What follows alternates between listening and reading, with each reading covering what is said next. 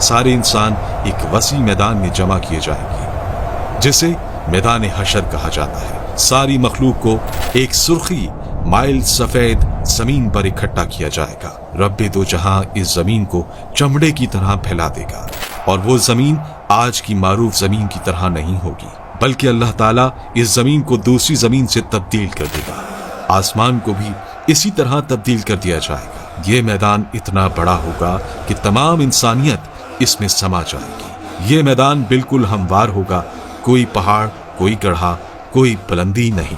क़यामत के दिन हर मरहला पिछले से ज्यादा हैबतनाक और खौफनाक होगा। इसके बाद सूरज सर के ऊपर आ जाएगा। अंदाजा लगाइए कि आज सूरज तकरीबन 4000 साल की दूरी पर है और हमारी तरफ इसकी पीठ है। क़यामत के दिन सूरज सिर्फ 1 मील के फासले पर होगा और इसका मुंह हमारी तरफ होगा। क्या हाल होगा। हमारे भेजे गर्मी की शिद्दत से खौल रहे होंगे और इतना पसीना बहेगा कि 70 गज जमीन में जज्ब हो जाएगा। फिर जो पसीना जमीन ना पी सकेगी वो ऊपर की तरफ आएगी। वो पसीना किसी के टखनों तक होगा तो किसी के घुटनों तक पहुंच जाएगा। कोई कमर तक इसमें गर्क होगा तो कोई सीने तक इसमें तैर रहा होगा। कुछ तो ऐसे भी होंगे कि उनके गले तक पहुंच चुका होगा और काफिर के तो मुंह तक चढ़कर लगाम की तरह इसे जकड़ लेगा, जिसमें वो डुबकियां खाएगा। ये सब कुछ डिपेंड करेगा हमारे अमाल पर। अब लोगों के साथ उनके अमाल के हिसाब से मामला किया जाएगा। सजा या जजा अमाल को देखकर दी जाएगी।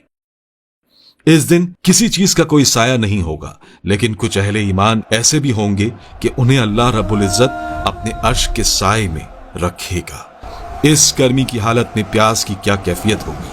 हाल ये होगा कि जबानें सूख कर काटा हो जाएंगी। कुछ तो जबानें मुंह से बाहर निकल आएंगी। दिल मुंह को आए होंगे। लोग अपने अपने गुनाहों के मुताबिक अजाब में होंगे। इस दिन कोई किसी का हाल पूछने वाला ना होगा। बड़े मजबूत और गहरे रिश्ते इस दिन अपनी वक़्त खो देंगे। रिश्तेदारियां और ताल्लुकदारियां किसी काम नहीं आएंगी। यहाँ तक कि सगे रिश्तेदार जो दुनिया में एक दूसरे को देखकर जीते थे, इस दिन एक दूसरे से जान छुड़ाएंगे। भाई भाई से भागेगा, माँ औलाद से पीछा छुड़ाएगी तो औलाद माँ से दौड़ेगी। बाप बच्चों से बेजार होगा तो बच्चे बाप से भागेंगे। बीवी शौहर से भागेगी तो शौहर बीवी से भागेगा।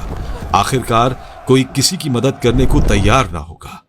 हर जान नफ्सी नफ्सी पुकारेगी। हर शख्स सिर्फ अपनी ही फिक्र में होगा। किसी दूसरे से इसे कोई सरोकार ना होगा। ये मुसीबतें चल ही रही होंगी कि जहन्नुम को लाया जाएगा।